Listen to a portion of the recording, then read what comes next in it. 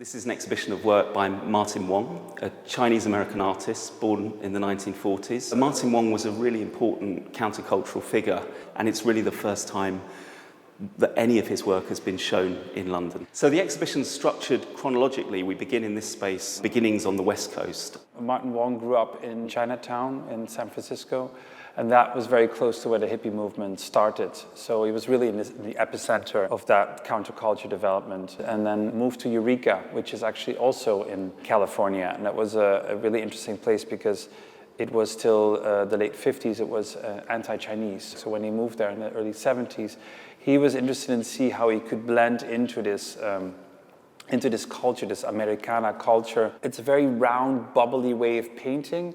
And you also see his self-portrait where he portrays himself as a cowboy. So it's really trying to sort of play with, okay, am I part of this community and how am I part of this community? He would make the menus for a local diner. He would do a lot of things for the community. So if you would visit Eureka today and you would talk to people from that generation, they would all know Martin Wong. So he was really someone that was engaged in many different levels.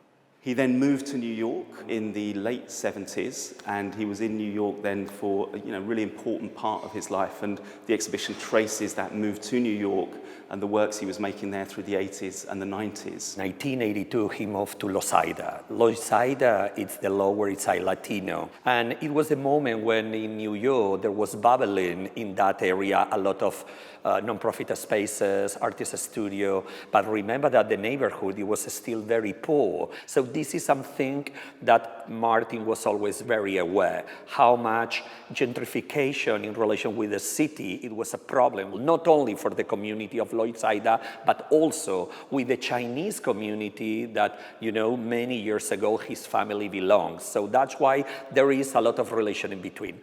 The last picture show what he does, he reproduced one of the streets of Losaida 6 years before, but all the storefronts are closed. Martin's work is extremely diverse, but there are also really key motifs, images, themes, ideas that come back again and again. And I think language for me is one of the key themes that structures the exhibition. The semiotics, we can understand why he was interested in poetry, and the tag, the sign means other thing. So the tag of the graffiti was really inspiring. There's a moment that's often recounted where he's given a little sign language card by a deaf person on the New York subway.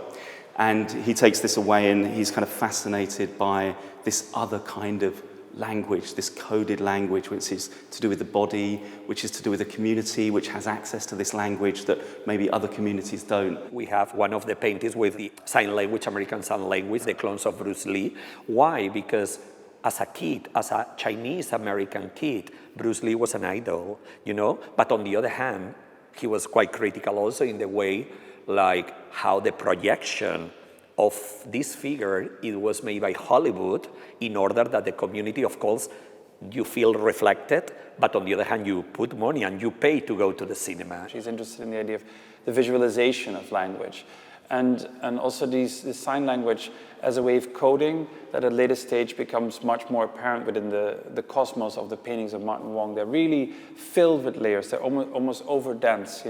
Astrology is being used a lot. And of course, the bricks become a symbolism for the environment around him. So all of those kind of different ways that keep repeating. The 8-ball is something that you also see repeating, or lots of Chinese symbolism. That all kind of is mixed together. The last part of the exhibition, we arrived to the last moment. He was diagnosed with HIV. His body and his mental situation was really weak, together with the HIV. So in that time, he had no enough money to get the retrovirals. And that's why the family and friends said, come, to San Francisco, and we will take care of you. So during that period, I think it's interesting that he comes back to his beginnings.